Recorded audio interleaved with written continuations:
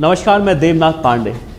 एक mobile number note कर लीजिए, 9454403514। ये नंबर गोरखपुर के चौरी चौरा के क्षेत्राधिकारी का है।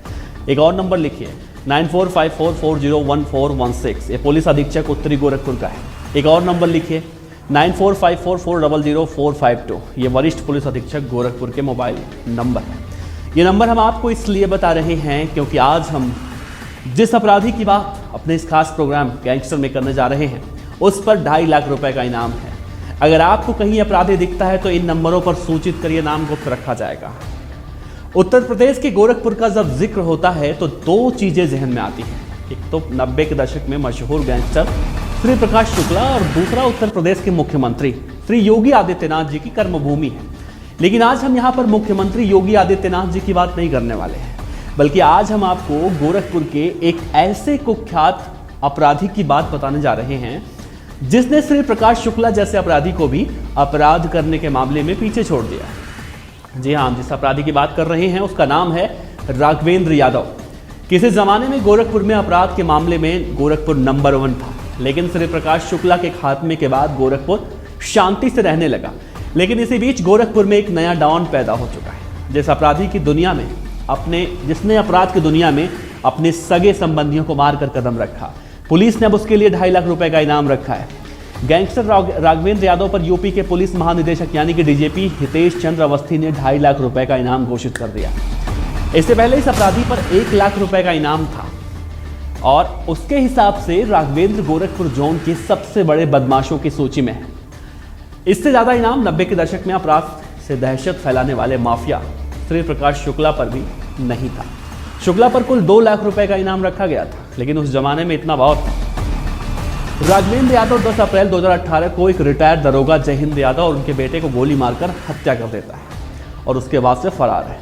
अमर उजाला की रिपोर्ट के मुताबिक शहर के शातिर वांछित बदमाश राघवेंद्र यादव इस जोन का एकमात्र अपराधी है जिसकी गिरफ्तारी के लिए 2.5 लाख रुपए के इनाम का ऐलान किया गया है।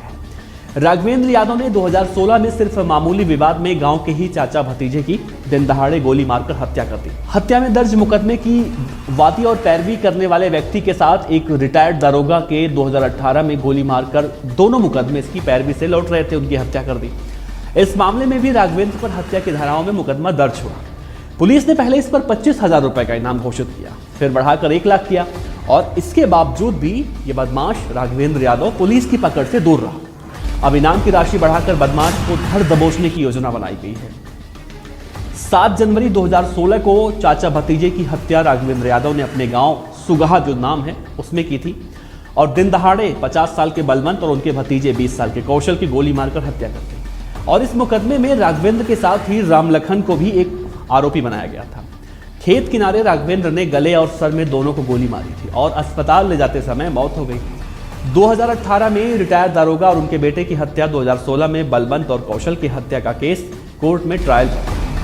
इसी मुकदमे की पैरवी करके लौट रहे रिटायर्ड दारोगा और मृतक कौशल के पिता जयहिंद यादव और उनके छोटे बेटे नागेंद्र यादव की गांव के पास ही गोलियों से भूनकर इस बदमाश ने हत्या कर दी। इस हत्या को लेकर पुलिस पर कई सवाल उठे थे। कोई पास में ही पुलिस चौकी थी, इसे लेकर जमकर आगजनी और बवाल भी हुआ था। पुलिस खोज रही इसको, हत्या कर फरार हो गया राघवेंद्र ने जब पहले 2 हत्याएं की थी उस समय वो फरार चल रहा था। पुलिस उसकी तलाश कर रही थी लेकिन आज तक नहीं पकड़ पाई। इसी बीच गांव आकर राघवेंद्र ने दोबारा दुस्साहसिक घटना को अंजाम दिया। सरेराह ही रिटायर्ड दरोगा और उनके बेटे को गोली मार दी उसने, हत्या कर दी और यही वजह थी कि पुलिस प्रशासन को ग्रामीणों के गुस्से का सामना करना पड़ा। चाचा भतीजे की हत्या के बाद रिटायर्ड दरोगा और उनके परिवार की सुरक्षा बढ़ाई गई। दरोगा के सबसे छोटे बेटे राम मिलन को एक लाइसेंस भी दिया गया था। इसके बाद भी आरोपी घटना को अंजाम देने में कामयाब हो चुका था। पुलिस के मुताबिक अब परिवार के पास सुरक्षा मौजूद है। छोटे बेटे जो हैं उनके राम मिलन यादव, उनके परिवार की सुरक्षा सतर्कता के साथ की जा रही है। आखिरी बार इस अपराधी को कोलकाता में देखा गया था। राघवेंद्र को 2018 में कोलकाता में देखा गया और कहा जा रहा है कि उसने फर्जी पासपोर्ट भी हासिल कर लिया था और उसी की मदद से बैंकॉक चला गया। लेकिन इसकी पुष्टि पुलिस ने अभी पुलिस ने नहीं किया। आरोप लगने पर तत्कालीन जो चौकी इंचार्ज हैं उन पर भी कार्रवाई की गई थी। इस अपराधी पर कुल 5 मुकदमे दर्ज हैं जगहा थाने में। 2016 में मारपीट, बलवा, हत्या, हत्या की कोशिश और आपराधिक साजिश का केस दर्ज हुआ। 2018 में मारपीट, हत्या और धमकी का और केस दर्ज हुआ और 2019 में पुलिस ने गैंगस्टर के तहत कार्रवाई की और 2021 में अदालती सम्मन पर उपस्थित न होने का केस दर्ज किया गया। अपराधी के संबंध में कोई सूचना थानाध्यक्ष झगहा के मोबाइल नंबर, जो मैंने आपको पहले बताया, एक बार फिर से देख लीजिए, इन सभी नंबरों पर आपको कहीं ये अपराधी दिखता है तो जरूर सूचित कीजिए।